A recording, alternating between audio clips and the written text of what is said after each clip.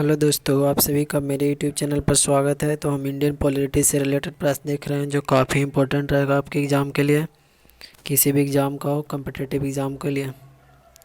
तो प्रश्न है, तीनों में से किसी भी सूची में शामिल नहीं किए गए किसी भी मामले के संबंध में कानून बनाने की शक्तियाँ अवशिष्ट शक्तियों के रूप में उल्लेखित है। निम्नलिखित में से किसे यह निर्धारित करने का अधिकार है कि कोई भी विशेष मामला इस श्रेणी में आता है या नहीं है। तो ये सारे किसके अधीन है? तो इसका सही आंसर है न्यायतंत्र के, जुडिशरी के अधीन, यानी इसका सही आंसर होगा ऑप्शन नंबर बी, जुडिशरी। अगला प्रश्न है कि संसदीय समिति के सदस्य होते हैं, तो इसका आपको आंसर बताना है कि संसदीय समिति के सदस्य कौन सा होते हैं। आपको 4 ऑप्शन दिया है, तो इसका सही आंसर होगा संसद में विभिन्न समूहों और दलों से उनकी ताकत के अनुपात में लिया जाता है। क्या होता है?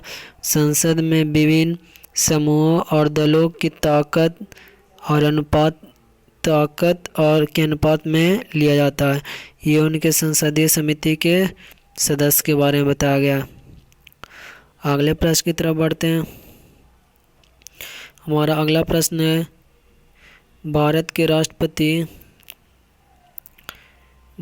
राष्ट्रपति के पद के लिए एक उम्मीदवार का नाम प्रस्तावित किया जा सकता है। तो यहाँ 4 ऑप्शन दिया, आपको उसी ऑप्शन से रिलेटेड बताना है। तो भारत के राष्ट्रपति को उम्मीदवार प्रस्तावित किया जा सकता है निर्वाचन मंडल के 50 सदस्य और अन्य 50 सदस्यों द्वारा समर्थित के बाद।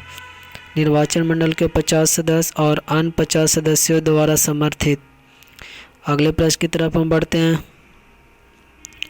हमारा अगला प्रश्न, संसद कानून द्वारा मौलिक अधिकारों को प्रतिबंधित या निरस्त कर सकती है।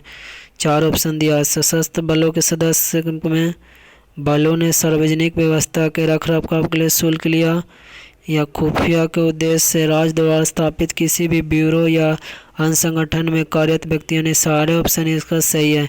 संसद कानून द्वारा मौलिक अधिकारों को प्रतिबंध या निरस्त कर सकती है। 4 ऑप्शन सही है। अगला हमारा प्रश्न है, प्रस्तावना स्वतंत्रता, समानता, बंधुत्व के आदर्शों को सुनिश्चित करती है से खालिस्तान से प्रेरित है। तो किससे प्रेरित है? तो ये फ्रेंच रेवोल्यूशन, फ्रेंच क्रांति से प्रेरित है। किससे? फ्रेंच क्रांति से। अगला प्रश्न हमारा, लोकसभा की बैठक आयोजित करने के लिए उपस्थित होने वाले सदस्यों की न्यूनतम संख्या कितनी होती है? तो इसका सही आंसर होगा सदस्यों की कुल सदस्यता का 10वां हिस्सा। क्या होता है? सदस्यों के कुल सदस्यता का 10वां हिस्सा, यानी ऑप्शन बी इसका सही आंसर है। अगला प्रश्न, संसद के विषयों में विधायी शक्ति प्राप्त होता है। तो किसके विधायक शक्ति प्राप्त होता है? 35 का आपको आंसर बताना है।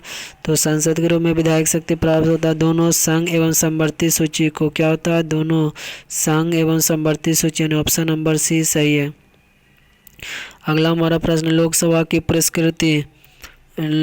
की पुरस्कृति करने की शक्ति के साथ टिकी हुई है। तो कौन टिकी हुई है? आपको 4 ऑप्शन दिया हुआ है।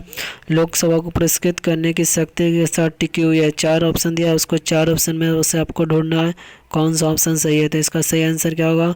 ऑप्शन नंबर बी, राष्ट्रपति। तो हम अगले प्रश्न की तरफ चलते हैं। हमारा अगला प्रश्न है, वाक्यांश द्विसदनीय विधायिका का अर्थ है। यह क्या है? तो एक विधायिका जिसमें एक निचला और एक ऊपरी कक्षा होता है, यानी यही सही है। द्विसदनीय मतलब एक ऊपरी निचली कक्षा और एक ऊपरी कक्षा होता है।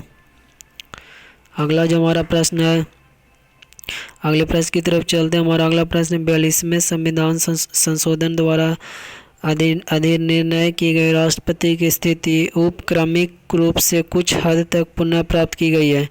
तो कैसे की जाती है? तो ये 44वें संशोधन के द्वारा। कैसे? 44 संशोधन के द्वारा। तो ये था आज का हमारा इंडियन पॉलिटी से रिलेटेड प्रश्न। वीडियो अच्छा लगा तो चैनल को